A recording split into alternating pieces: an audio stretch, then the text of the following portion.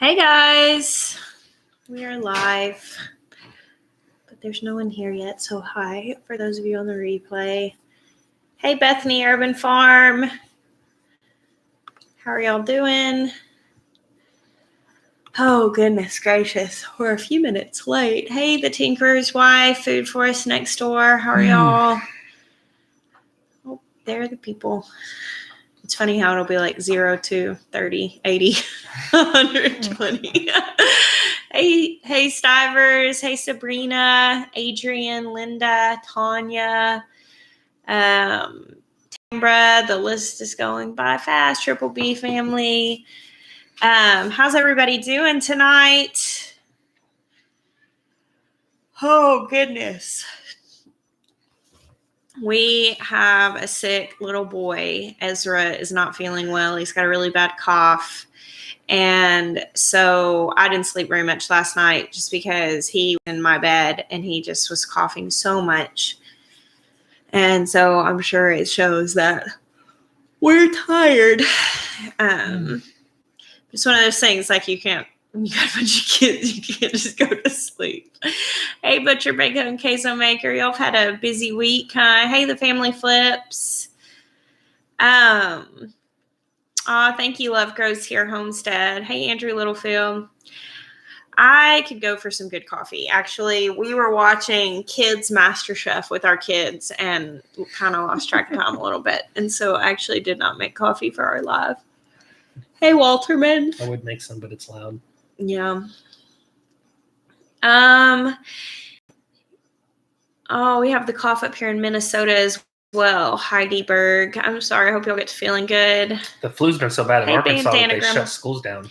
Yep. Jackson and Asher were out of school Thursday and Friday because there was a flu breakout at their school. There's been a flu breakout at every school. Like, I think they shut down all of Central Arkansas because I was at Home Depot and one of the teachers was there from Cabot or somewhere in Little Rock. Closed. Anyways, they said they had 400 students down. Oh, my goodness. Not counting faculty. That's bad. Yeah, it's the flu here. And Jackson was, I know, 4th and 5th counting, y'all. I know, I'm trying to hold it together. Jackson was ill last weekend, and he never gets sick. Like, it was, I can't even remember the last time he was sick. And so he was down, and, he didn't get it that bad, but Ezra's I know y'all watching us tonight are going to be on, and we're just passing it back and forth.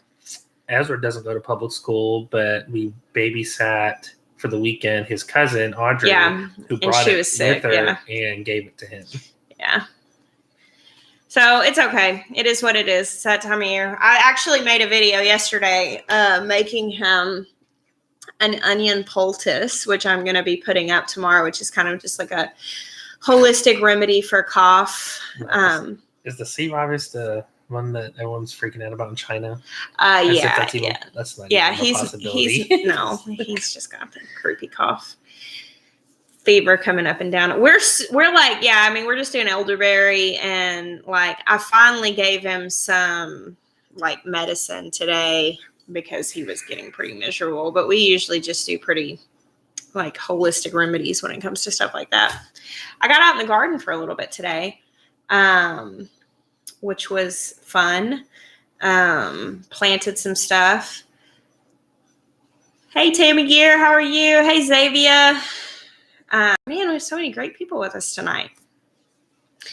I need to make some more elderberry. I'm down to like the second half of a bottle. I usually try to keep it really stocked this time of year, but I have all this stuff. I could make it if I needed it.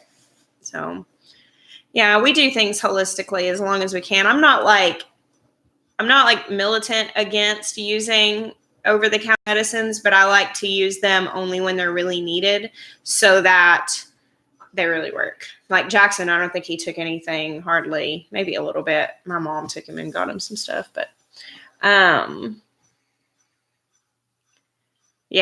that's what we do. Big Bear, he's been resting on the couch and he covered in oils. My t-shirt says don't go acting like a bunch of heifers. This is old school Roots and Refuge shirt right here. The OG fans know about this. Sweet Miah, please make her and yourself some coffee. Bee propolis. That's a good idea. So somebody asked about how do you roast radishes. What are you doing? I'm looking at that weird message that just came in. With you held your breath. I was like, are you okay? What was I going to say? Oh, roasting radishes. Quarter them and put them in like a hot oven. Make tea quietly. Like 400. I could go for some tea. I say I'm not turning on the espresso machine and just be really loud. Yeah, you can make pour over. You still have to grind the beans, so I don't drink pour over anymore. Oh my god! Salt, pepper. You could put some garlic powder, herbs on there if you wanted to get fancy, but I just like salt and pepper. And 400-degree oven. Roast them in there probably 20-something minutes or so till they get kind of brownish. You want them kind of softish. It's really good. They really change the flavor. They lose all their bite. They become much more potatoey. And my caffeinated. I don't know. There's probably some chai or something up. Huh? My iPad doesn't have an internet connection. I understand. It's on Wi-Fi.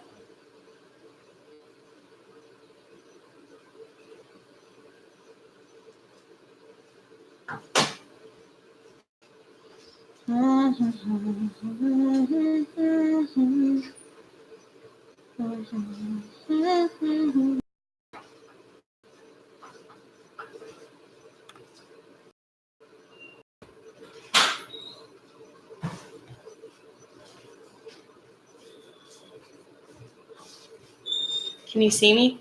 Okay, I'm back. Okay. I'm just sitting here watching. Wait. Okay. It's really laggy, isn't it? I'm on. Dang it.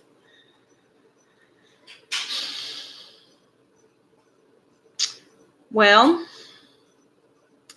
can you hear me? I think it's pretty laggy. I literally just hooked Jeremiah's hotspot from his cellular device up. No time for coffee. It's not dial-up. It's rural internet, which is like pretty much the same thing. Still buffering? No, I moved over to the hotspot, but it's lagging. Did you reset the modem? No, I reset. Okay. We're going to reset the modem. Guys, it's rough. The struggle is really real being a YouTuber in the country. It's intense. So we're going to reset oh goodness. So a lot of people can hear but can't see. Okay. Well, some people are saying they can see but not, or hear but not see, but we're resetting our home modem and hopefully we will be back full on here in just a minute. So yeah, well, it is what it is for a moment. Maybe refresh your windows if you can. So, I don't know. Okay, here's where we're at on this. So just be really real, okay? We are going to buy a booster, which is pretty affordable. We're going to try to do that. The thing is that the hard line of the internet hasn't changed with the metal roof, but our cell phone service is significantly worse with the metal roof. And so, okay, he's going to put that in the window and hope that will make it a little bit better. So whenever we got the tin roof, it cut our cell phone service intensely. Like you cannot make a phone call in my basement now. It just isn't going to happen. I can FaceTime on Wi-Fi, but that's it. And we're going to buy the little, cell thing, but basically we could spend a lot of money trying to get better service out here, but it would cost a lot of money. And we are like, Dave Ramsey doesn't approve. It's just $500 a month. I know, that's what I was saying. Dave Ramsey doesn't approve of that. So here we are on our laggy thing, but Dave would be proud of this choice that we're making. Well, what were you think? Still isn't that cheap? Just move. Yeah, well. Sure, you buy us a house, we'll move. You can try switching over to the other internet. It's the modem's reset. Yeah, the modem's reset. Should I reset? Yeah, just go up there and change it. Okay, it might disconnect for just a second, but we'll try that. Add that to myself. Just give it a second. All right. Is it good? I don't know. You have to ask them. Can you all see us? Are we good? It disconnected? Someone said much better. Okay, good. We reset the home modem. Stephanie, I don't feel like the emotional investment in our property is that's not holding us here. Like, honestly, what is important to us is going to be going with us wherever we go, really. Hey, Murray McMurray, how are you? Murray McMurray. My brother from another mother. Dave Ramsey, for those who asked, is a financial advisor essentially and has a lot of programs out called Financial Peace University, as well as Total Money Makeover and a couple other things. You can get the books or do the classes. There's a Facebook. And anyway, basically what he talks about is getting out of debt as fast as possible, because essentially we're not able to generate wealth and live in a place of peace whenever we owe a lot of money to people, because essentially you end up, it's just such a precarious way to live. And so, awesome heirloom permaculture. Yeah. The debt-free screen, the snowball guy. Yeah. So that's basically, we've done that. We did it really intensely for about a year. And that's kind of what got us in the position to buy this house. But then we got completely carried away with trying to get stuff done. And you'll notice we drive really crappy old cars and stuff. I mean, we could afford to make a payment, but we don't want to. Really crappy. They're old. My Xterra has had its rear end smashed in for almost 2 years, and we haven't fixed it because it works. And so we're just like, nah, it's street legal. It's fine. We drive. They're not awful. They're not hoopties. I've seen people post on the Dave Ramsey group being like, got my hoopty car. And I'm like, ours is still better than that. But yeah, we drive paid off vehicles and they're wrecked and we haven't fixed them, stuff like that, because we're paying off our debt. But we have gotten very distracted multiple times. Having a homestead will do that. So yeah, Dave Ramsey is a just go financial guy. But yeah, go Google it. Look him up. If you're interested in it, that's definitely something to look into. And there's so much information, if you're interested. Increase your Googliness. Google it. Visiting my parents in Florida, can you say, hi, Pam and Jim? Let's freak them out. Hi, Pam and Jim. Oh, hi, Pam and Jim. Sorry. To the Google. We call it the Googly around here. I learned it on the Googly. Yeah. That's awesome. Be Urban Farm. 2 more months to pay off our last vehicle. That's really awesome. Where do you get your cute farm t-shirts? Well, a lot of them come from our t-shirts. Which I think we're actually going to be making a switch soon. Yeah, we'll announce that whenever we get it all worked out. But we're going to be doing some things differently. Yeah, Total Money Makeover, I think, is the Dave Ramsey book that we started with, was Total Money Makeover. And then there's Financial Peace University, which is the classes and stuff. But it really is good. And what happened to the goat cart? Well, where were we? Noah was watching the farm. We were on our way to South Carolina on my birthday 2 years ago. And one of the goats got sick, and I called our goat mentor, and before he could get over here, the little goat passed away. And so at that point, we got rid of the other one because there was no goat cart after that. That was a while ago. Yeah, we might come back to that idea at some point. Well, we haven't had goats, kid, so we haven't had any new goats. So yeah. Yeah, Teresa, I could do something like that. I haven't grown a ton. Oh yeah, I loved that video that the Stivers did. That really blessed me, about a devotional. They did a video, kind of just their own personal walk, and kind of shared a devotional that I had shared. It really blessed me. Oh. I actually have another devotional that I have. Stivers are pretty sentimental people.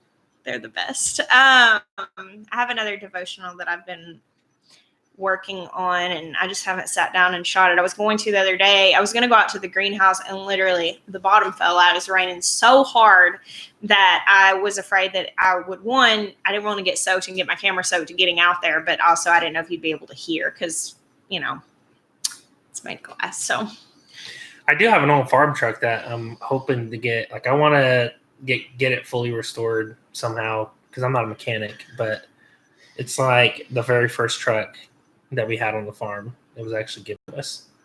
It's an old 82 F-150 that has like 76,000 original miles. Like a little 2-door. Fred. I love Fred. We're going to get Fred fixed up, and then I was just talking about Fred. we're going to put a cool like Roots and Refuge logo on it and have Jessica drive it around. Yep. Put like a wooden tailgate on. Oh my goodness. Can someone please, do I have to do it since it's a super chat? Thank you. Heirloom Permaculture.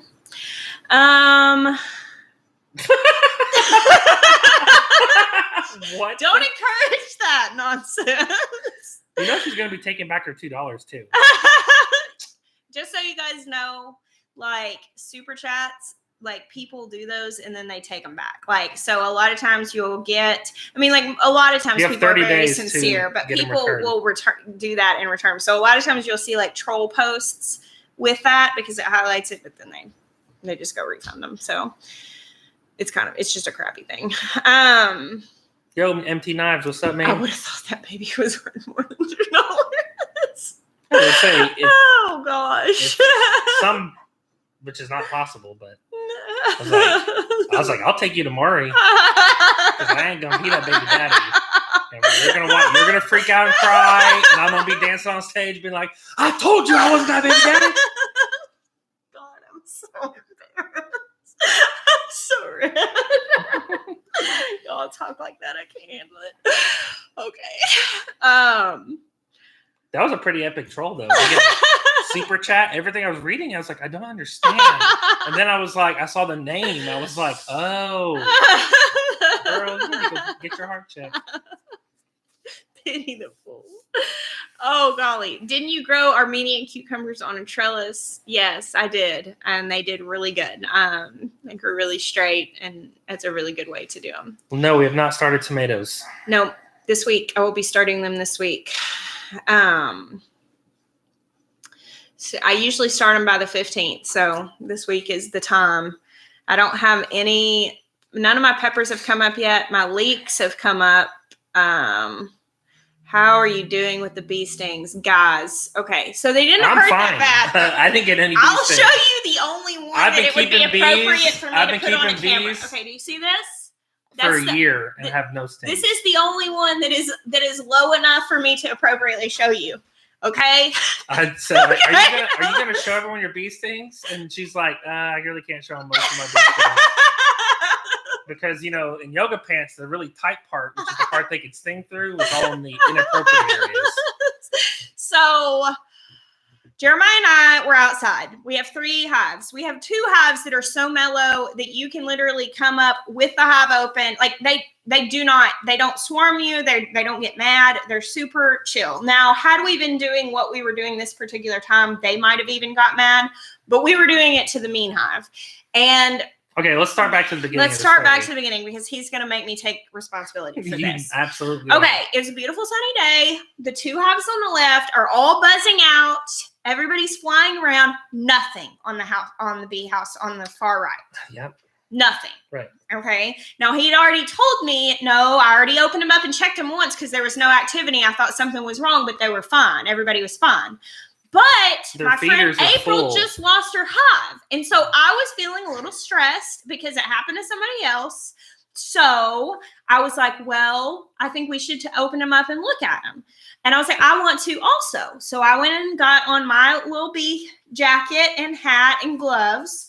And Jeremiah got his on. And it did not even occur to me for a moment that I was wearing like stretchy yoga pant type pants, which is what I wear all the time when I'm not shooting videos. Like I'm like always in something like that, like super comfy pants. And I had my boots on. And so it just did not occur to me that was a bad idea because I was out there working in the garden. Well, we opened the hive, and basically they had stuck the frames to the bottom of the feeder. 2 of the frames in the middle. And then stuck the feeder. Had they glued it together. And so when I was picking up the feeder, it was... So initially, even when we first started, I was picking the feeder up, and it was already picking up a frame. So it's grating... It's basically rolling the bees, which is the worst thing you can do. You don't want to do that. Because even if you were going to check the frames, you would push the frames open like to one side and then pull one frame out carefully. Yeah, so this is just raking the bees like this. And I was like, oh, how do we get... So essentially, she came up and picked up the feeder so I could scrape and break the frame off so we could actually open it. And when she was doing that, they started swarming her inner thighs area and started biting, stinging her. And I'm standing there, and I'm not thinking these pants are too thin to be doing this, and he's wearing jeans. Jeremiah is leaned down at face level trying to get it open, and they start stinging me, but I'm holding the feeder.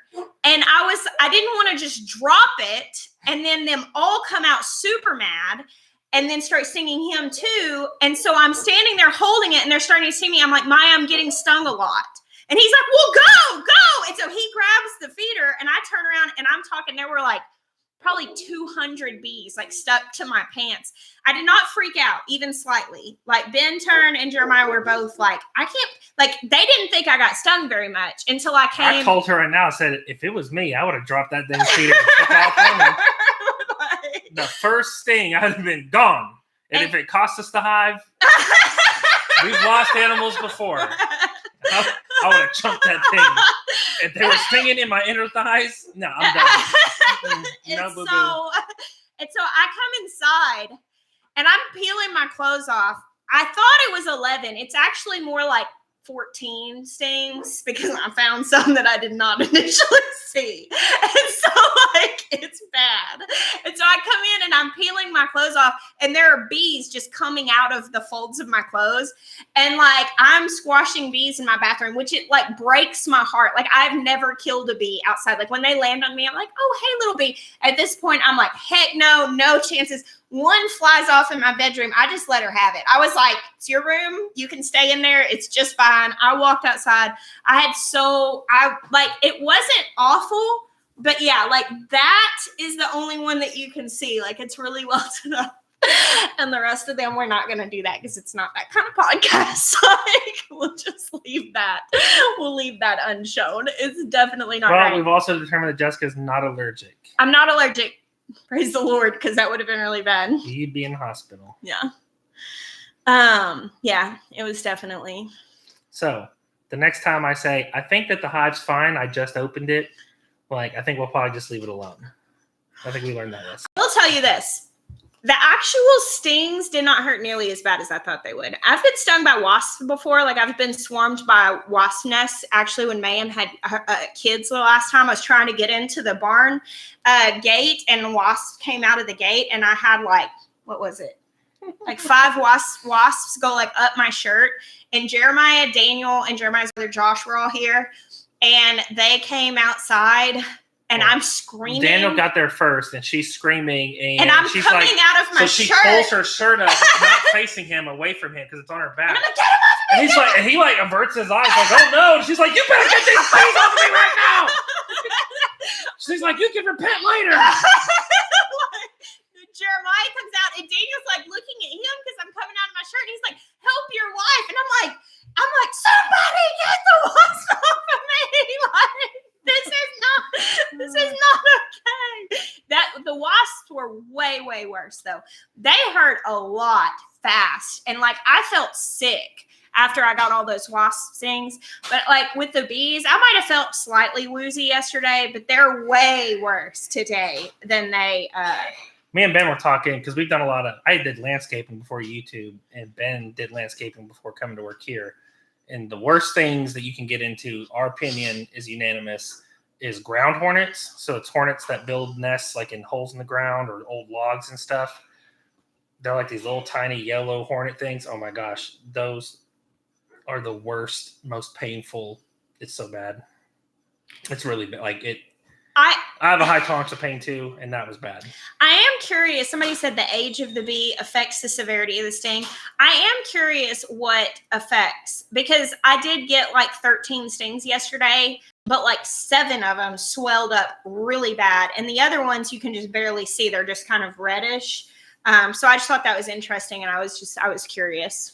Stuff that we've done before, you can put baking soda dissolved in water, pack it into a sting, and it'll draw out the poison and reduce the swelling. Yeah, I've been putting essential oils on them, and that's been helping. Like they don't hurt as long as I keep oils on them. They start itching whenever I don't.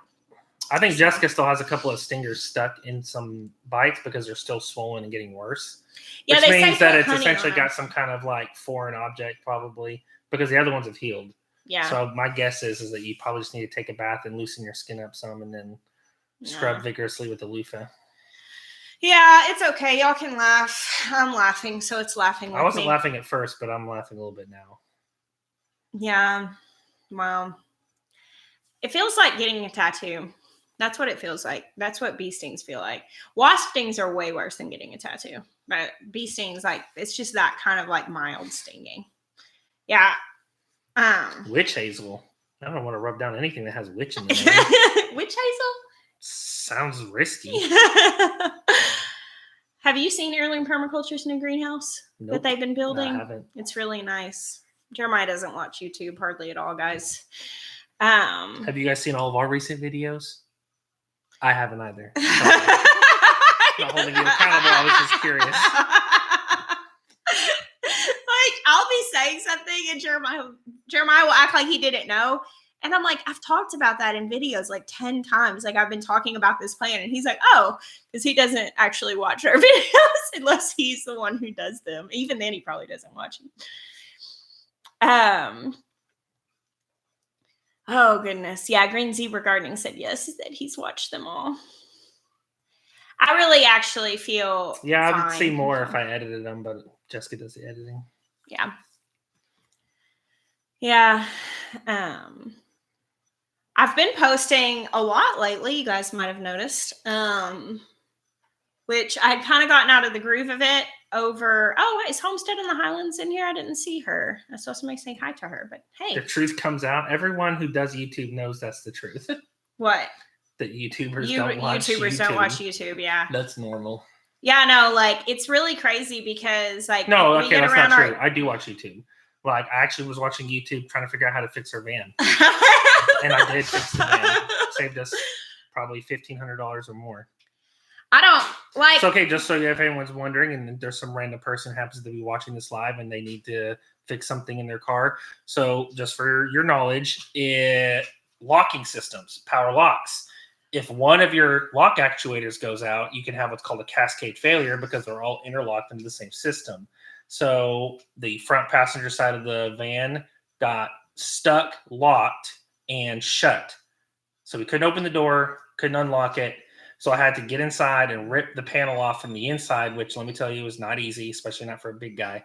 All right, to get inside the door, to unlock it, to get the door open. Well, the back door, the tailgate stopped opening and closing and unlocking also. So I thought it was broken. Turns out fixing the actuator in the front passenger door is what fixed the back door because there was a cascade failure. So I actually wasted a bunch of time trying to fix something that wasn't broken. There you go. That's what I watched YouTube about. He was in a great mood over that. He was really feeling great about it whenever he figured that out. Hey, but you were very excited that I didn't have to spend a bunch of money. I know. I was super... Okay, in a little while, okay? We'll work it out whenever we're done. Yes, you may. So yeah, we have been making a lot of content again. Just really trying to get back into the groove of that. It's honestly just a discipline thing. Somebody asked, how do you do all of that with the time? Making YouTube videos does not take a ton of time for me. I actually edit on iMovie. I've got it down to a science. I can make a video and edit it in a pretty short amount of time. It's just staying in the mindset of making sure that I actually still do it. It's crazy. Like I don't do a lot of homeschooling content because homeschooling takes both of us, and sometimes it's kind of like scattered. Like sometimes it's like, okay, we're doing a little bit with this kid and then we're grabbing a little bit. Like it's not just super, super structured the same every single day. Like it's pretty fluid. And so trying to video it is just sort of difficult. So, what is your favorite paste tomato? I like Amish paste and one called Italian Heirloom. I don't know much about winter sowing. I mean, I get the gist of it, but like for me, I'm not 100% sure how great it would work with the fact that we can literally have a week of 70-degree temperatures in the middle of the winter here. So I'm not really entirely sure. Like I'm starting my tomato seeds now. I'm on a winter sowing group and on Facebook, and I see a lot of people doing that stuff, but I'm not 100% sure what the benefit is over over like starting them in the greenhouse. So I don't really know. Are there any new fruit plants you're excited to try in the future? We are putting in berry bushes and did you make tea? Was that a thing? I did. It's still in there. We're putting in berry bushes, blueberries, blackberries, and raspberries this year. That's true. Is it true that heirloom seeds are prone to disease? Legacy Home and Garden. I would not make that blanket statement that heirloom seeds are prone to disease. There is a thing called hybrid vigor, which does mean that hybrids can be stronger. And so there are some heirlooms that can be prone to disease, but overall, I would not say that they are overall prone to disease. Did you catch your hives or buy them? We actually bartered for our hives with friends. And so technically 2 were bought, 1 was caught. And Ben Vincent caught that hive. Well, Ben Vincent caught the hive wild, the one that attacked me. The other 2 were technically bought. We bartered for them. So blame Ben. I'm not blaming Ben for that. That was totally my fault for beekeeping in yoga pants. Ben Vincent beekeeps in yoga pants. Ben Vincent has probably never worn yoga pants a day in his life. Oh my goodness. Good night, Tammy Gear and Tammy Gear's parents. Our winter here in Virginia has been incredibly mild. I'm feeling like we're going to have an earlier spring than predicted. Yeah, Whitney, we're in the same place. We are composting. We don't have like a super exact, thank you, darling. We don't have like a super exact system set up for our compost, but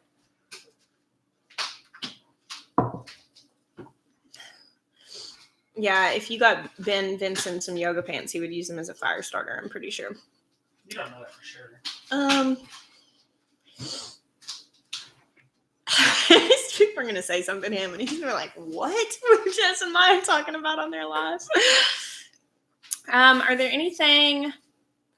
Is there anything in the homesteading lifestyle that you don't do because of bad experiences? Rabbits.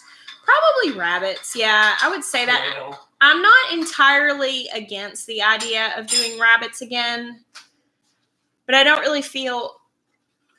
You're so slurpy.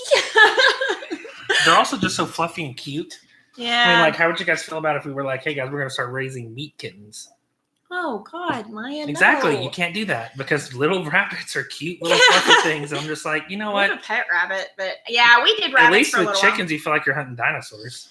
Oh, Jeremiah. We did meat rabbits for a little while. We had a really hard time with those because it's hot here in the summer, and basically they don't breed when it's really hot, and if they have their babies when it's really hot, they won't take care of them. And we had like multiple full thank you, Food Forest next door, you tell him to behave. We had like multiple full litters accepted. of rabbits pass away in like the heat. So yeah, that does not need a t-shirt, Cheryl. That does not need a t-shirt. No, we are not putting that on a t-shirt. I already have enough. Whoa, who said it, team? No, I've already had. Listen, it's hard enough raising meat on social media without throwing meat kittens into the mix. We need to stop. Even right now, I feel anxious even talking about this. Someone's about to find us. They're about to find us. The internet, the googliness is picking up on what we're saying. Arkansas, honestly, on the average, is too hot for rabbits. It really is. Like, the people that I've known that have done rabbits successfully here set up houses and air condition them. Seriously. Yeah. Like, the people we got our goats from, they dedicated their whole big shop with rabbit cages, with air conditioners and window units, and keeping them cool because they need to. So maybe if we were like northern, like it would be way more feasible, but it's really not a very good choice for the area we're in. I've known some people that I've seen people doing them in a colony here, and that seemed to do better than keeping them in individual cages. But yeah, the Stiver said they don't like hot, they don't like super cold. Terrible mothers, just cute but terrible. Yeah. Oh yeah, rabbits are really bad mothers because it's just like, really, we're not doing this again. There's 12 more babies. Like, we got out a quail, Jeremy. We gave our quail to Homestead Dreamy. Homestead man, it was Dreamy, glorious. It's been so nice. Yeah, so we just weren't super set up for it. Hey, Bare Bottom Acres, how are you? Michigan would be a good place for rabbits, I would think. Yeah, I would definitely think somewhere that's cooler than here. It's hot. We have a pet rabbit. Their rabbit droppings is good. Yeah. We have a pet rabbit named Newt Scamander. Do you make use of any grafting techniques or air layering? Hey guys, I can't say that name. Poil68. What is a ground cherry? All right, guys, let them know. Ground cherries is life. It's kind of like a cherry tomatillo, or like a husk cherry. It's kind of a fruity. It's what you can eat if you don't like vegetables, but you want to tell when you're actually eating a vegetable. That tastes like a fruit. It is a fruit, actually, but tomatillo. If you're feels like a vegetable. Definitely corn. Botanically a fruit. They're kind of like cherry tomatoes, but not really. They're like cherry tomatillos, and they're sweet. We really like them. They're also they may be called that may be what they're called somewhere else, but not in Arkansas. Gooseberry, they're called ground cherries. I think that there's some differences in gooseberries, but I might be completely wrong on that. Like, maybe it's just a different thing. We call them garden candy. Our kids seriously like strip the plants of the first 2 weeks. Like, no, none of them ever make it in the house. Were you homesteading before you met? I, as a kid, was homesteading against my will. So yes, she was not. Nope. Grew up in town. I grew up on 5 acres. Meat chickens, layer chickens. Why no dairy cow? Don't have enough land. I'm actually doing a video about our goats this week, about why we chose goats and why we chose the breeds of goats. So I won't go into crazy detail on that. But yeah, when we moved into this property, we had 4 acres and only like 1.5 acres or 2 was cleared. Is that right? Yeah. And so we really didn't have the space to keep a cow. Now that we have next door, and we have that like 2 acre little pasture behind that house, and then we have our trees are largely cleared out, we could probably keep a cow on that 2 acre pasture and just move it back and forth, like split it in half. And but at this point, we're pretty invested into goats, and we also have the alpacas. And so right now, like, we've decided not to try to get a cow at this property. We would like to have a cow one day. We would like to have peacocks one day. Yes, the reason we don't have those now is because of space. Because we live right on the road. We actually had a turkey get run over once. We live right on the road, and we would have to build something very devoted to keep peacocks contained. We do not use heat lamps anymore. We use what's called heating plates. Yeah. They're radiant heat. They simulate mother hens. Murray McMurray Hatchery. Murray McMurray Hatchery is where you want to get them from. Yeah. Well, actually, we're going to be setting up a big breeding station because all of our stuff's coming in April, 1st of April. Yeah. And so we're going to be brooding turkeys, guineas, geese, ducks, chickens, and meat chicken. Layer chickens and meat chickens all at the same time. So if you just want to, watch that circus, we'll be putting it on YouTube. So there's that. Even the sparrow. Well, I always wanted alpacas, and yes, I want to spin the fiber, and that's just something that I really wanted, but it was like kind of like a heart's desire thing for me. And we were given the opportunity to get a really large herd of alpacas, basically in a situation where they needed to be rehomed. And so we had to pay to go and get them, which was pretty pricey, but basically we had been pricing alpacas and it was going to be a lot more. Of course, the ones we were pricing were younger, but still we were given a really big blessing with a lot of alpacas. It was a little much to get into, and we have recently made the decision to downsize that, just because we also made the decision to stay here at this house until we get our debt paid off.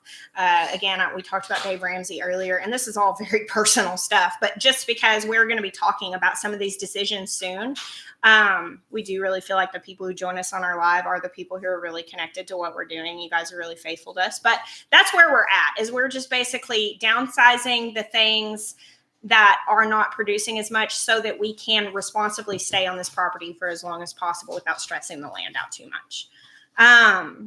So we're definitely going to be keeping alpacas, but we're not going to be keeping a lot of alpacas, because we're really focusing on food. We really want to focus on food. Yeah, we definitely want to focus on food. We want to make wise financial decisions. And after reading, I came home from Homesteaders of America after meeting Joel Salatin and listening to him there. And I read the book, The Marvelous Pigness of Pigs, and I've already reread it entirely once since I read it the first time then.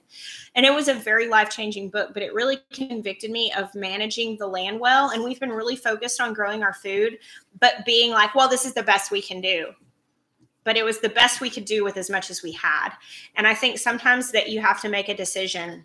And like for us, it was like, okay, what can we do? Like, what can we cut back on to do better with this land? Because we don't want to completely zap the soil here, because I don't feel like that's good stewarding. And so that's just the decisions that we've been making, and being kind to just stewarding this land that we've been given more, because if you steward the small well, then you get increase. And here we can become easily focused on what we feel like is next, but if we're not taking care of what we have now, then we're not being faithful. And so we just that's whenever we decided to cut back on. We got rid of the quail. That was kind of one of those steps, because we're getting ready for our own chicken process. Yeah, and we're getting ready to do that. And basically we're harrowing out. Is that what it's called? Harrowing? Raking out the rocks. Yeah, I guess. We're raking the rocks out of the field over here. We're paying somebody to take care of that. Yeah. They're going to use a dozer, but yeah. Essentially, we've got tons of rocks from clearing the field next door. We're going to pile those up and then transport them with a skid steer or my tractor over to the garden to use for the borders in the perennial garden. And then once we get the rocks out of the field, we're going to seed it with grass. And so we should have a pretty substantial field of good grass next door by spring. Yeah, it is hard. It's really hard to choose. I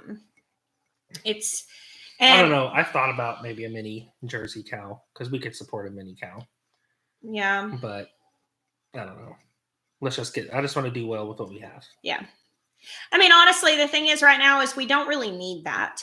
I guess that if we got to the point that we were really faithfully taking care of everything that we had and using the full production of everything that we had, and then we felt a real lack, we could go for a Jersey cow. But the thing is that I don't know that we necessarily, it's not like a pressing need, because we do have dairy. We do have the goats. And when the goats are in milk, we have more milk than we need. And we're not sure if the alpacas are pregnant or not. I mean, they sang the song of their people, so they should be. Yeah. It's a year or 11 months. A cow, the benefit of a cow over a goat is that goat's milk is naturally homogenized. And so it's a lot more difficult. You can make butter and stuff out of it, but you just don't get nearly as much. Like if we had a cow, we could replace like butter and cream and just have more of that, but it's not a necessity. My shirt says, "Don't go acting like a bunch of heifers." This is from the live stream when we hit 100,000 subscribers. It's a quote from that. My kids like goat's milk. Yeah. I mean, they've literally been drinking goat's milk. Like my little boys have been drinking goat's milk their entire lives. Like Benjamin came off of breast milk onto goat's milk. So like he's, I mean, they don't they just don't know any better. And we don't like lie to them or anything and try to trick them. You know, it comes out of a jar in the fridge. They know what it is. And so they literally will say, is this cow milk or goat milk? And we just tell them, and they drink both of them equally.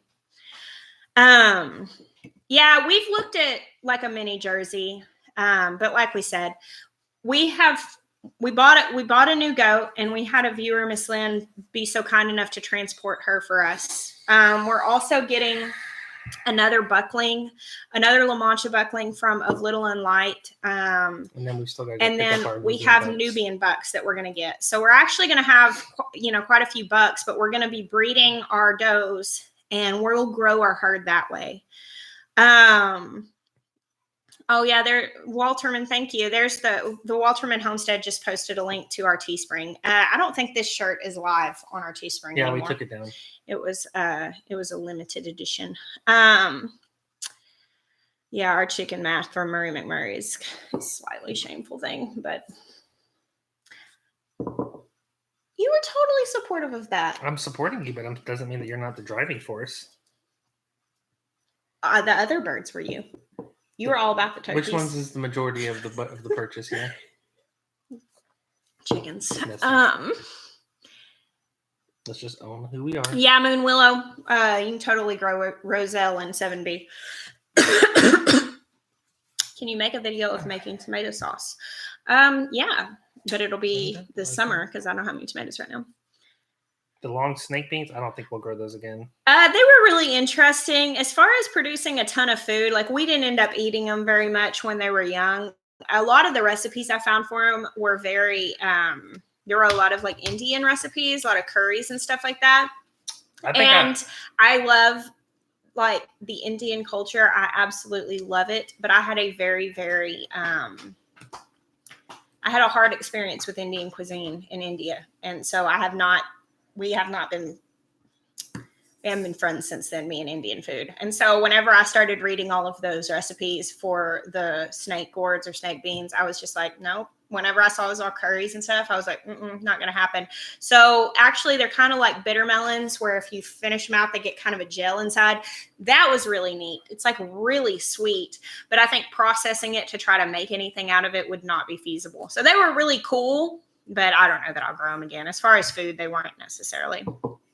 There's no difference in taste unless someone doesn't prepare it correctly. So you milk it, you strain it, you get it cold.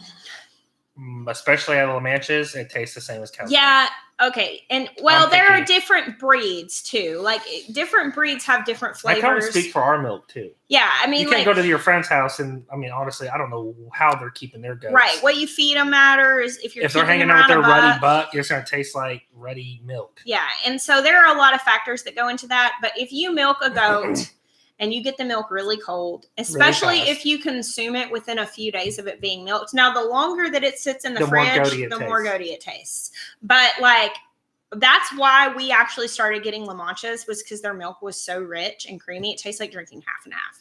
And it's so good when it's fresh. The Nubians is slightly more, what would you say? Like just maybe a tiny bit more sharp. But if you don't have like a really sensitive palate, you wouldn't be able to tell that. Yeah. We're not selling at farmers markets. Yeah, we have sold at farmers markets before a couple years ago, but we don't sell in them now. We're actually doing something kind of cool. Our goal is going to be to preserve and put up as much for ourselves as we need and can. And then anything excess is actually, we're going to build a small farm stand out in front of our gate. It says free. And we're going to give away a lot of produce to our neighbors. Produce to our neighbors. They can just come by and pick it up. Yeah. So, hopefully that doesn't invite any issues with that being on like YouTube or whatever, but that's what we're going to do. We're actually just going to take anything that we can, because we're expanding massively with our back farms. And a lot of that we're going to be growing, like experimentally and trying new things. And like, I love to learn how to grow things so I can teach you guys how. But I basically told Jeremiah, because we have Bintern now. So I have a person who is very avid in gardening and way more physically capable than I am. I mean, I'm telling you, Bintern works circles around me. Like I can be working alongside him and he will knock out 80% of the job in the time that it takes me to do 20% of it. No joke. And he's not even like trying to do that. He's just a 24-year-old dude. And so he just does it. And so I told Jeremiah the other day, I was like, I was like, Miah, we are going to have so much food. Like if we're successful with all of this with Ben Turn, I was like, what are we going to do? Because we do not have the capacity to market right now.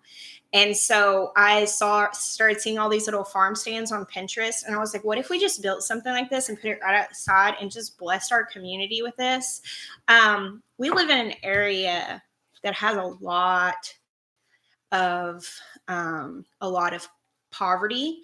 And we live in a very rural area, and there's a lot of really nice places and wonderful people around here. And there are a lot of places that are not at all doing well. And so we just thought, let's put it out there. His name is Benjamin. Well, actually, I understand what you're saying as far as like putting it somewhere where people don't have to come to our house. Like, honestly, our house is not that hard to find for people who live around here. Like, it's pretty close to the street. And the benefit of this is that we don't have to go anywhere. Yeah. That's why we're not doing farmers markets. We don't have the time to go and do it. And even doing something like a CSA and all of that stuff. Just don't think we have the time. As far as trying to organize and commit to all of that, we have things that like we're in contract to do this year. Like there are things that we're doing right now that we're not going to have the time to do that. And so my thing is that if somebody, I mean, I'm happy to give it to people who are in need. And like last year I had a ton of herbs and a lot of people were like, well, go donate them to a food place. And I'm like, I don't have a lot of time. And there have been plenty of times that we've put up, we've offered for people to come pick things, and sometimes people do and sometimes they don't. But like, this is just what we decided we want to do. And it's easy. It's just easy. Yeah. And I think it'll be successful. And there's not a lot of... and if people don't take it, well, then we'll turn zucchini into bacon. Oh, I got what you're going there. People are going to be like, what's the recipe for that? Get a pick. It's super easy, guys. I'll give you a step-by-step. I'm going to take this zucchini that's no longer worth eating as a human. I'm going to carry it. And I'm going to put it in front of the pig. Yeah. Then the pig's going to eat it. We'll do that a few times. Then some other things happen that we don't talk about on camera, Carolyn. And then we get bacon. We're working on some cool stuff this year, but we just can't talk about everything. Someone trying to pry into what's going on? We ain't telling, guys. You should know this by now. We're the masters of the secret. Earlier, I wanted to point out some Whoppers for you the guys. Stivers were. That's all you're getting. The Stivers said earlier that Wyatt approved of the goat's milk, and I think that should be saying something because Wyatt, you're not pulling one over on that kid. Like he knows. So what? Wyatt. They said he liked the goat's milk, and I'm like, that's a gauge. Oh, like will Wyatt eat it? That's definitely. Yeah, that's true. Just moved to Boston. I saw on Buy Nothing there's a community garden started down the street from us that was able to bless them with my leftovers. That's awesome. That's really awesome, Stephanie. Yeah, with growing a lot. Like sometimes I feel I'll take extra stuff to church. Here's the thing. For people who don't know how to cook from fresh food, giving them bags and bags of food that they don't know what to do with it. I mean, a lot of times you're going to go through the effort of giving it away to somebody and it's going to rot on their counter instead of yours. And so I really like to give people the opportunity to get what I'm giving, because I've literally taken boxes of food to like church or different things before, and people just won't take very much because they're like, oh, I'll take one tomato because that's all I'm going to eat this week, because they're just not in the mindset of eating. And I'm honestly stuff. like not interested in giving people really high quality food that they're just going to throw away. Stivers, did you see this? Tammy suggested that needs to be a weekly vlog. Will Wyatt eat it? That's hilarious. Also, someone said they were leaving. Let me see. Felicia Buzz. Nighty night, Jess and Miah. Good night. Good night. Yeah, I mean, like, and here's the thing. I'm not being judgmental of those people that don't use that fresh produce. I remember a time before I really had an appreciation for that stuff that people would give me their gardening food, and we would eat a little bit of it, but I would be like, what am I supposed to do with all of this stuff? Because some people just don't, they just don't know. I didn't know. And so it's really like teaching is important. Yeah, Xavier, totally teaching is important. But I really think that being able to set it, we'll see how it goes too. We might set produce out there and not enough of it get picked up, but I think that it will. I don't think we'll have a problem. Because I think that you guys really figure out where we, like, finding out where we live is not difficult. I was a published author for 5 years before ever having YouTube, and we ran a business out of our house. So like people show up at our house sometimes. That's why we put a gate up, just because it was like kind of overwhelming. So when we put this out, we're not going to be advertising where we are, but I know that some local people will probably figure it out. So what are your thoughts on building concrete raised beds? Do you have thoughts? If you want to. I don't probably be pretty expensive. It's going to be very expensive. Sorry, unless you own a concrete business and you're going to have all your trucks dump all the extra concrete they have. Like, I can't imagine that being cost effective in any regard. Yeah. So, but I mean, am I against it because of like all the, leaching or whatever? Like, yeah, I don't really know what that would. Will it leach something? Yeah, there's stuff in concrete. Yeah. So. But is it enough that I think you should not grow in them? No, I don't. Oh, thanks, Keltoid. That's awesome. You should post a picture of it and tag me in it. Okay. Can I help you in just a minute? We're almost done. Aw. I love that, going to the dogs. She said, you giving me the tomato plants instead of throwing them away gave me a tomato learning experience that someone called me a tomato encyclopedia. She came out and got. Oh, yeah, I remember. Got all those extra plants last year. Y'all have to holler at me once I get done with all of my sales this year, because I'm sure we'll end up with extras again. We always end up with stragglers. What?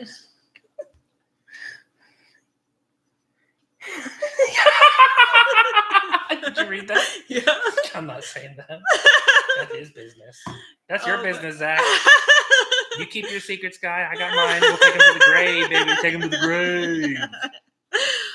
Oh, man. That's the funniest thing I think I've read in a few weeks. It's real, though. The struggle's real. That is one of the things that I would love to write someday, is a book about like garden to table.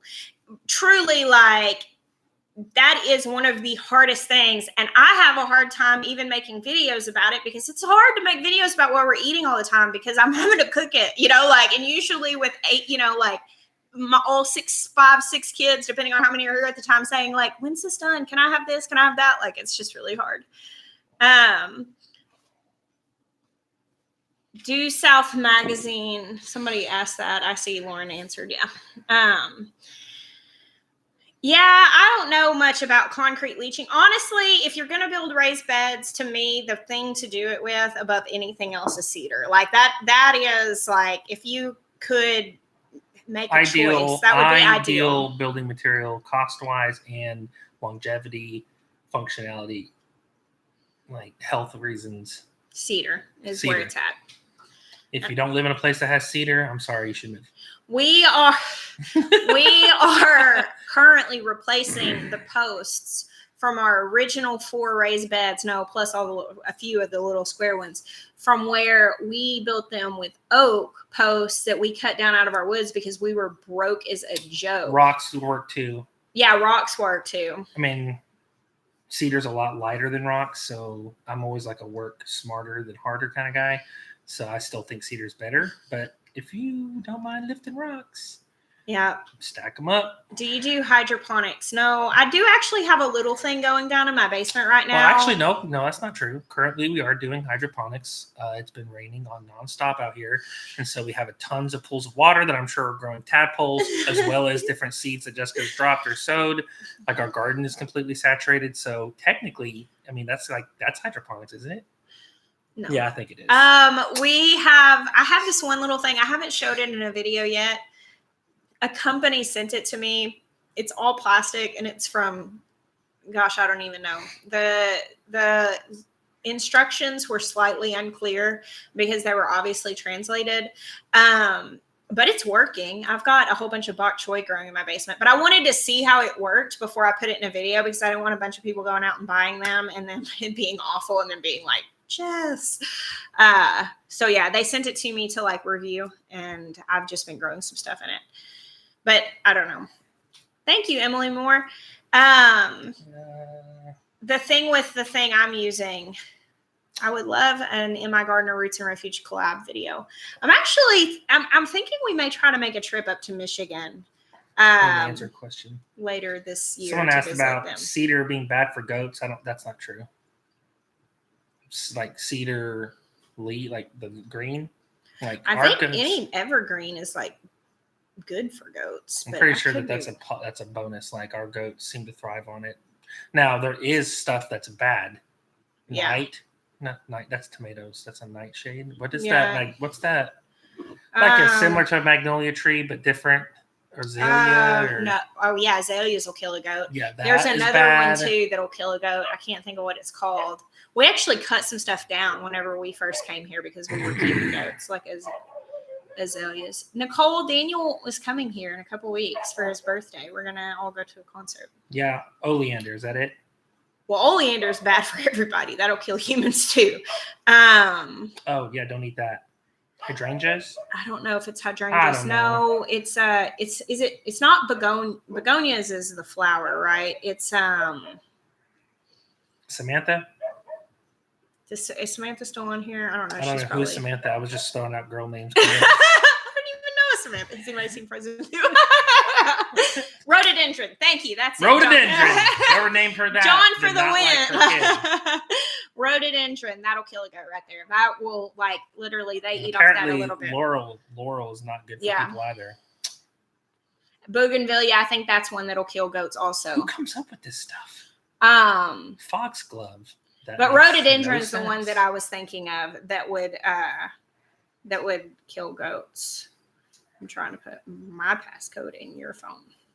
Why? Why were you Googling Breville stand mixers? Because I wanted to know what it looked like. That's why cute. Are you judging me? Okay. Is cedar bad for goats? Now I need to know. I have to look it up. Yeah. Well, one of my... No, they're not eating cedar chips. That's saying chips. Oh, that's not the same thing. We don't give them cedar chips. Cedar leaves. Yeah. I think cedar is okay. I mean, my goats are all in with a bunch of cedar and they haven't died. So they've cleared out cedar and they're all alive. So if it was bad for them, somebody'd be dead. Yeah, the Starver says it's okay. Okay, if Little and Light said there's a list of things that are toxic for goats. Well, that's a long list. Well, I've not grown any peach trees. Hey, Honeystad, how are you? She's still laughing at you. She's laughing at because the bees. She didn't laugh at me. She's never bee kept in yoga pants. I don't suppose. I think Kaylee could beekeep in yoga pants, and her bees would just bow down to her and be like, "Is she the queen?" She comes in and rips off the head of the other queen. Yeah, morning glories are supposed to be very toxic, and I don't know if it's because mine weren't flowering when they did it, but my goats have eaten down my morning glories a lot of times and never had any repercussions. So I don't know. Someone told me that after the fact, and I was like, "Oh my gosh!" And then I was like, "Well, they didn't die, so there's that." Kaylee stinks herself on purpose. That's probably true. Some people do that for some sort of therapy. They get stung in certain places for pain relief or something. I don't really know about all that, but I mean, the welts all over my thighs don't make me want to do that on purpose. I don't feel like that's pain relief.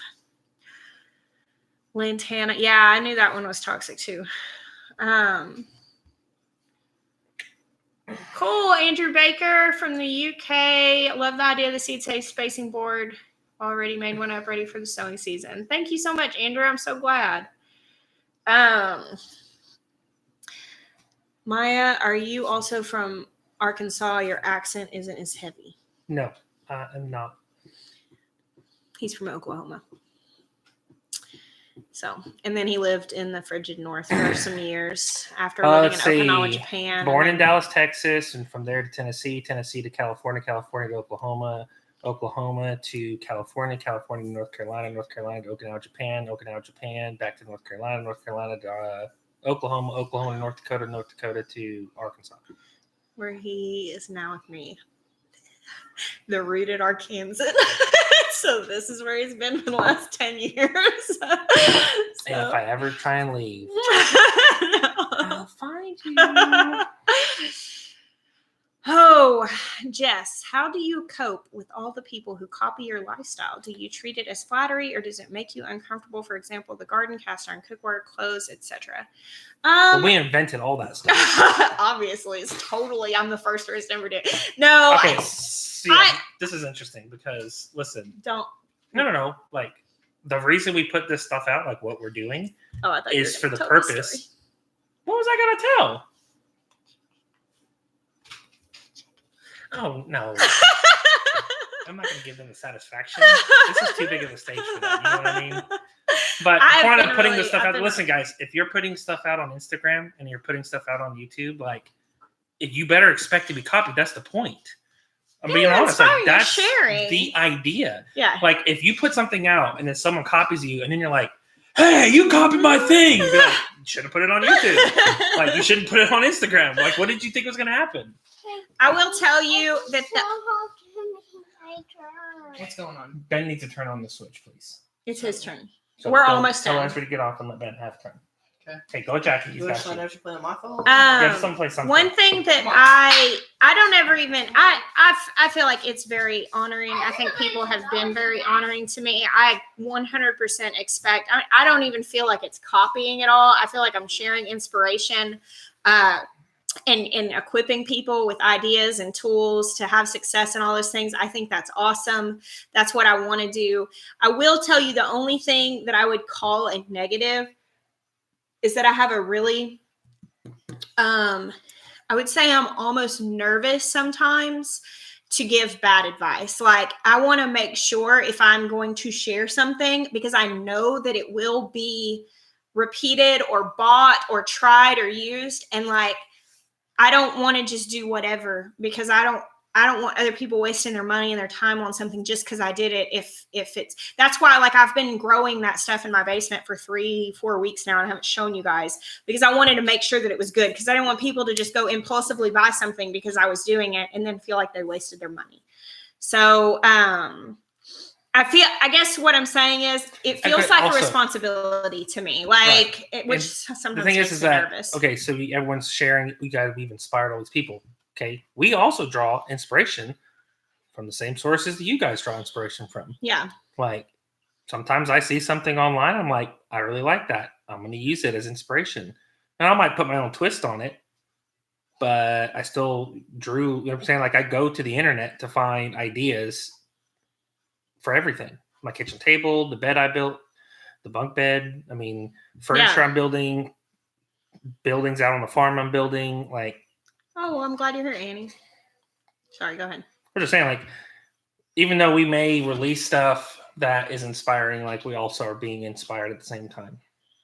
So that's just part of it. Yeah. And I mean, that's just, I'm thankful for this. You know, I love the opportunity to get to share in this community. You know, whenever I first really took an interest in homesteading, it was before there was much of a YouTube homesteader community.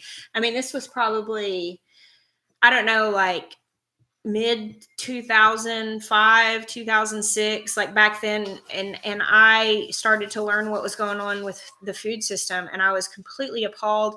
And I started going to farmers markets and different stuff like that. And then the book that we're reading for the book club right now, Animal Vegetable Miracle, when that first came out, which was like the late, like 2000, I think 2008 or 9, something like that is when that book was first published. And I read that and I was just completely blown away. And there weren't nearly the options that there are now. Like, you couldn't, it wasn't super simple to go buy like a chicken coop at a local store, or you didn't have this kind of options. You didn't have this kind of community, like the local food community, at least here. I'm sure there were places like in California and places that had a larger population that were doing more, but there wasn't anything here. And so for me, like, I remember working in an office. I worked for the city doing permitting. That was my job. And I did my photography and was a student. And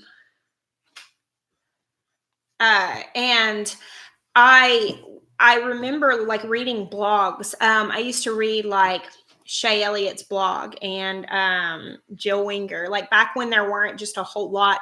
There wasn't nearly as much homesteading content as there was now. And I would go, because you couldn't just Google a bunch of stuff, and there wasn't Pinterest and all of that. And I would go sit in Barnes and Noble and read the books. I was too poor to buy them. And I would just sit in Barnes and Noble and read the books and like desperately wanted this. And so for me now, getting to share this is like the epitome of cool. It's like, to me, it makes the fulfillment of actually having it so much sweeter than if we were just doing this, we would be happy. Like we would love just doing this, but doing it and getting to share and teach other people, I cannot describe to you how like over the top fulfilling that is to me. Did you want to say hi here? Yeah. So we'll just say hi to Izzy Norris. Hey, Izzy Norris. Hey, Izzy. Thank you for watching. Thank you, Rachel, for that super chat. Yeah, homegrown is definitely in. I mean, I've been noticing like it's obviously not as good as buying your meat locally and pastured and all that stuff. But the fact that they're carrying organic grass-fed beef in places like Walmart, again, it's not as good as buying locally, but the fact that it's there at all, it says something to the change that's happening. I mean, the fact that you can go buy organic and heirloom seeds, and just I've noticed with the difference of plant starts and the seeds that are being sold in box stores, and it's changing in the right direction. And I'm so thankful for that. What is a good book for a new homesteader? Joel Salatin's books are a really good place to start.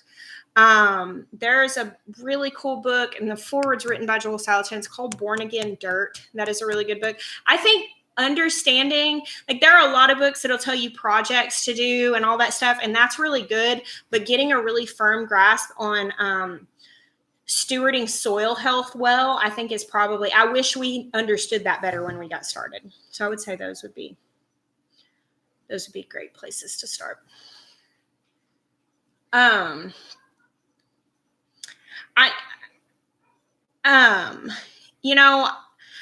I know that like Walmart is big business and they're doing a lot of stuff that's not great, but to me, it's like being able to go into stores and buy organic food or grass-fed stuff, different things like that. I've even been noticing local stuff more in stores, whereas it used to be maybe you could go to Whole Foods and they would have some local produce during that time or locally produced stuff. But like I've been noticing in other grocery stores that they're sourcing locally. I've been noticing more restaurants sourcing locally. More full local restaurants are coming up and actually having success. And this is definitely moving in the right direction. Yes, Aisha, the Shindig is the 3rd and 4th of April. Let's talk about that real quick before we get off. April 3rd and 4th, Friday, Saturday. All right. So Friday night, there's 2 different tickets. There's a general admission ticket. There's a meal ticket. The meal ticket gets you a meal for Friday. And we've actually nailed down that we were going to have the first Q&A panel is actually going to be Friday night with beautiful Jess, Meg Haller from the Haller Homestead, Jake from White House on the Hill, Morgan Gold, and they're going to be talking about YouTube and homesteading and how to have success in that. So, and we're probably going to like an hour and a half. Doing like a Q&A. That's Friday night. So if you guys want to come and ask your questions to these people that are at different stages of success, started differently, you have grown, and I mean, like this is going to be like a mega focus of YouTube success, and how to help marry that with family and homesteading all at the same time. So that's actually I'm actually really looking forward to that night. It's going to be fun. So Friday night's just a hangout, eat dinner. Then we'll do the Q&A panel with all those people. Then Saturday, we're going to do some other Q&A panels, which we're working on the schedule. And speakers. Saturday's going to be packed with awesome stuff. So it's not like last year. This year, we're actually going to have some stuff going on while the vendors and all that's going too. So we're going to announce a schedule here soon. The Walterman Homestead just shared a link to the video that has all the Shindig information. And on that video, there are links that are coming. For the food for Friday. We have not nailed down an exact meal yet. Yeah. We are going to get some more information about that out hopefully this week, and we'll get all of that. Lots of the other details have been figured out. So as far as presenters and sub channels coming, White House on the Hill, Holler Homestead, Ben and Meg will be here. Big Bear Homestead's coming. The Stivers will be here and contributing. Single Dad Homestead's coming. There are several channels coming. I don't think we can list all that are coming. These are the ones that we are that are presenting something. Does that make sense? Like, it's not all the channels coming.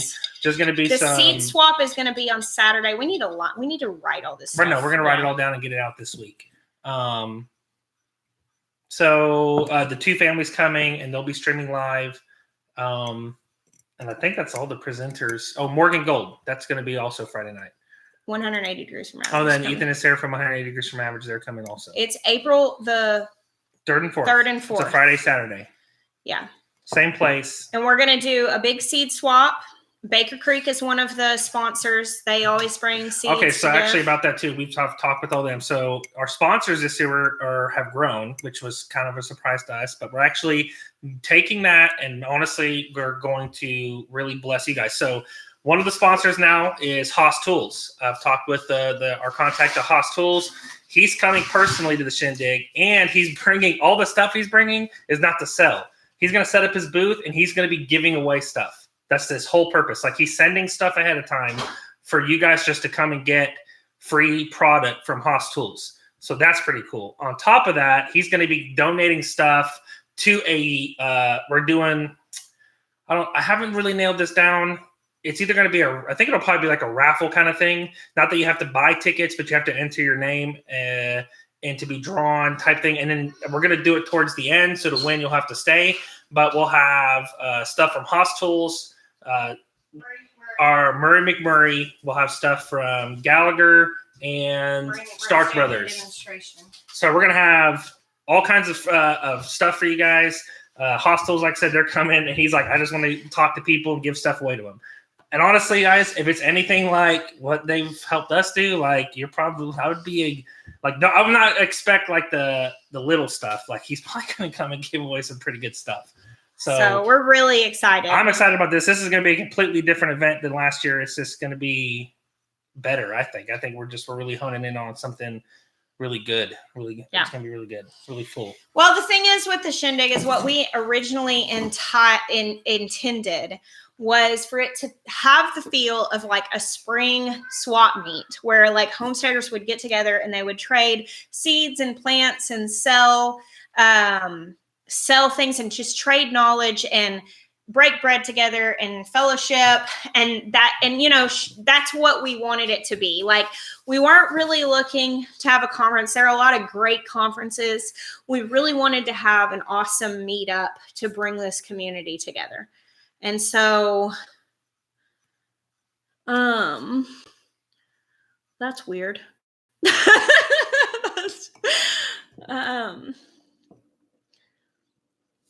That was a Valonia address. I wonder if he thought he was like busting us out. He's busting us out. I'm like, those poor people over there. Like, that's not where we are. We actually don't live in Valonia. Yes, there is a camp there. We're actually on the campgrounds, the county campground. So there is actually camping available there right by where we're doing the event. White County Fairground. There's also, we've got some deals. Now, the Vincent's have a YouTube video that explains all this, but we also have deals worked out with the local hotels to get group rates. So it's actually pretty affordable. And it's very near a town called Heber Springs. So if you've not, there's camping there. There's a lot of camping at Heber. So, and that's where we go camping a lot of times. Saturday's going to be packed. It's going to be a packed day. It's going to be fun. It's going to be a lot going on. Daniel's coming, be playing some music. We've actually had some other people reach out, and so we may, try and mix it up a little bit. We have a lot of speaking that's happening. We have someone. Okay, so this is actually a question we get all the time, and I know a lot of people are, and most of the people we know don't have that much knowledge in this. So someone is coming, and Ben Vincent announced it this week. She's local to here, but she's coming to teach about foraging for edibles. Yeah, and she's extremely knowledgeable in that. So she's going to be doing a class, probably a 30-minute class on stage, and then she'll have her booth off to the side to answer questions. Yeah. And so if you guys are curious about foraging for edibles, like this is where you're going to want to come just to sit and talk with And we're going to have demonstrations. Murray McMurray's coming and him and Ben. So Tom and Ben are going to be doing a butchering and cleaning demonstration. And then I think is Jason doing like a trapping?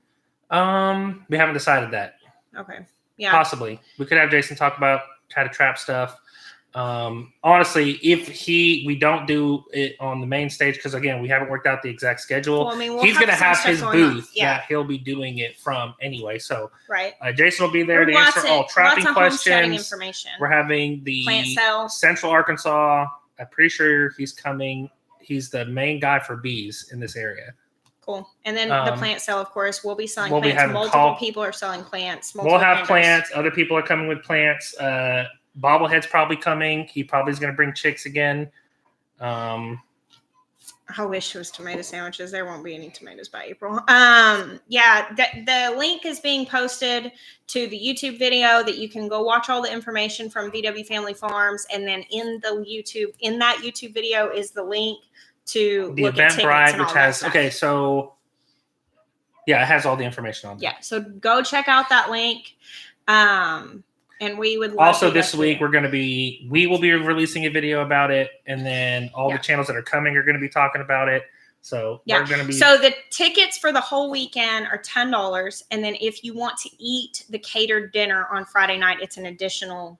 I think it's $12 for the plate. I think 12 or the 10. Information's on there. It's 12. It's 12. You're right. Yeah. It's 12. And so you don't have to eat. I mean, there are plenty of places nearby if you want to do that, or if you bring your own food or whatever. There's picnic tables. Like that's fine. You can bring your own food. It's not one of those things. Like you guys can bring, a pack of lunch or dinner and bring. VW Family's Farm is not like Volkswagen. It's family names. Yeah.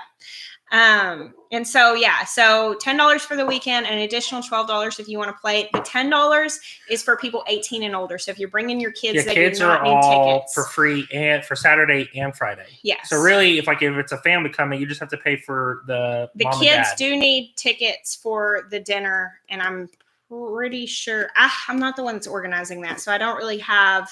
Our job was the speakers and stuff, and all that. And so the Vincents are the ones. Definitely go check out their video. They've got it all lined out on the site. So yeah. Well, I do hope that everybody is able to come. Come on, Aisha. If you come 2,138 miles to the Shindig, you get to come hang out at the farm.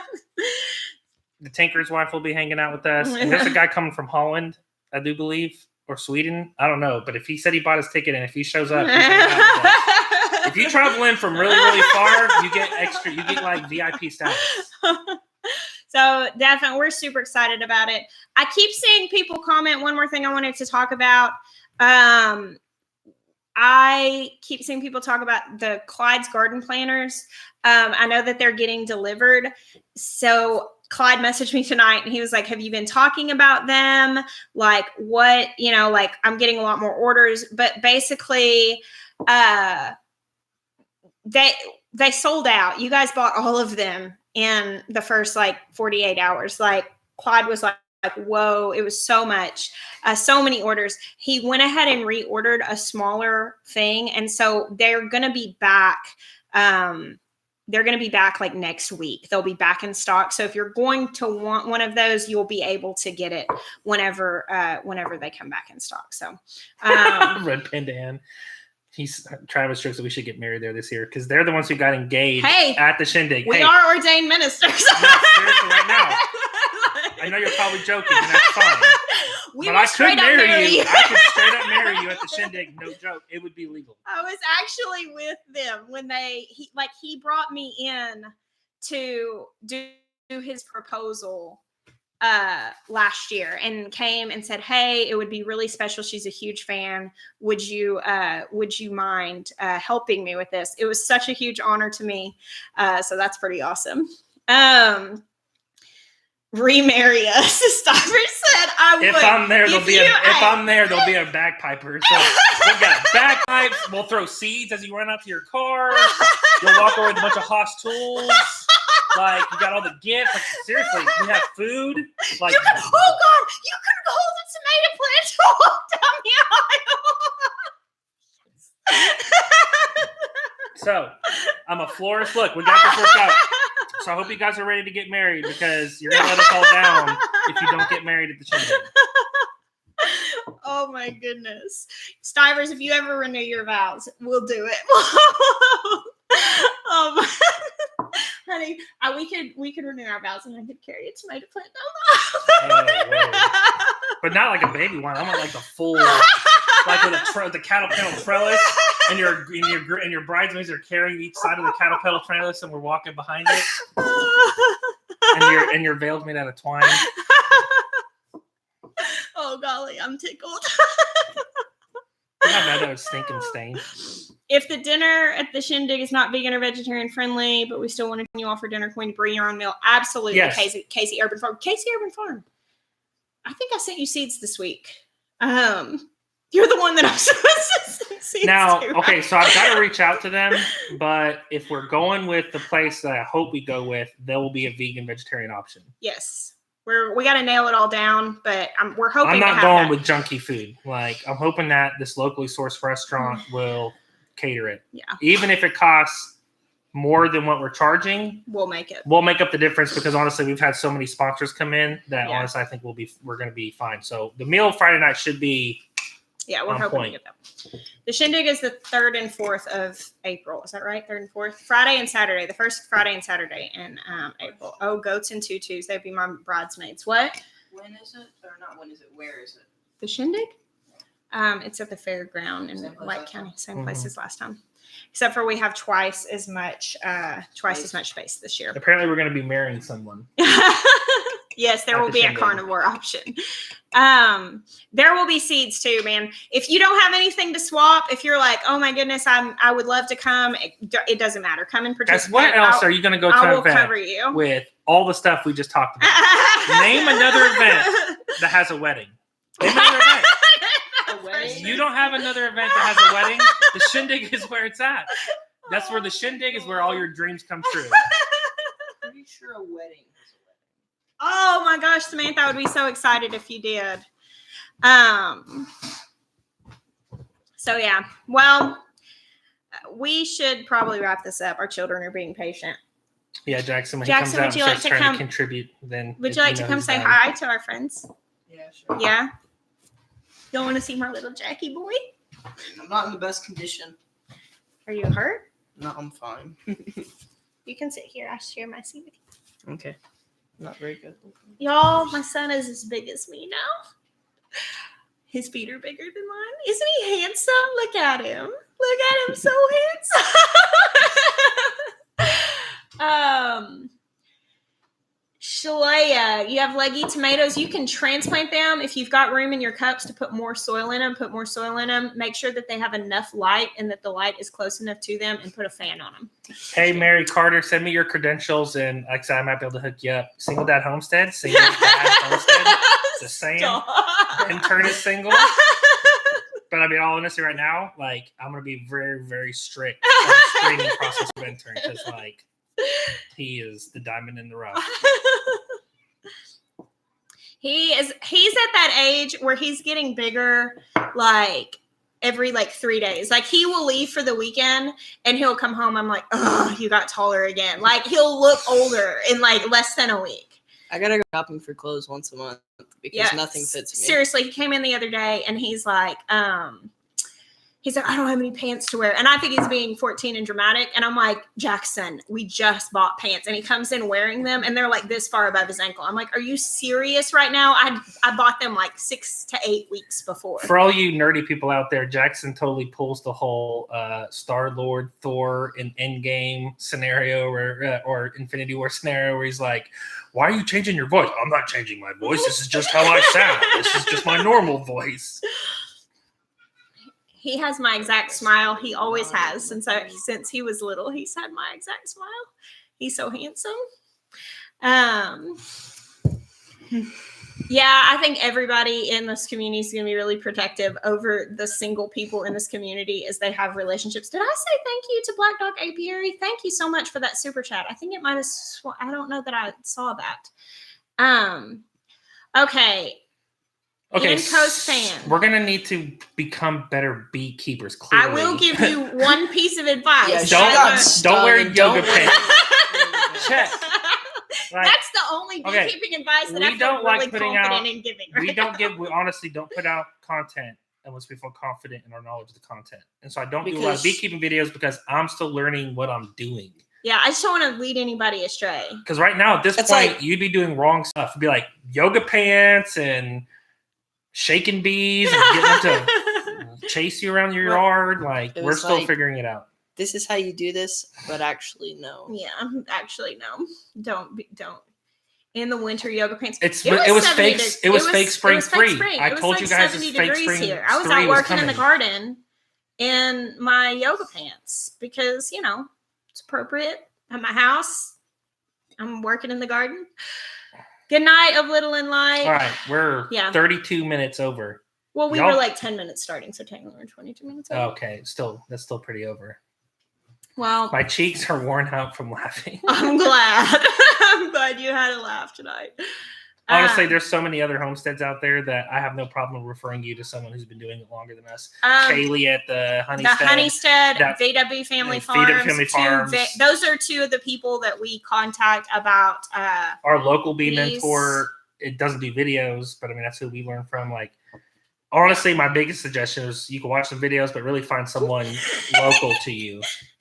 What are you laughing at? The city stood said, I was planning on doing all my beekeeping in yoga pants this year, but I guess I have to abandon that.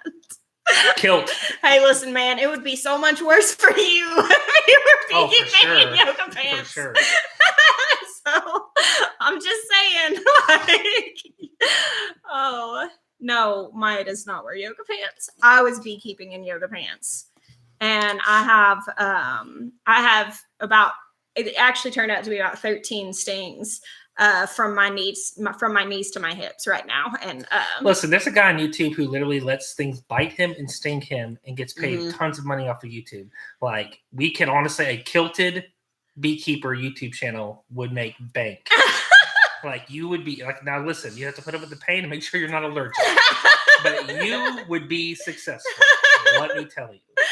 Oh my goodness. Okay. We love you guys. On that note, we're going to close this down. We will talk to you later. We bless you. Make sure you patent that Kilted Beekeeper channel, okay? We support you. Good night. Oh, man.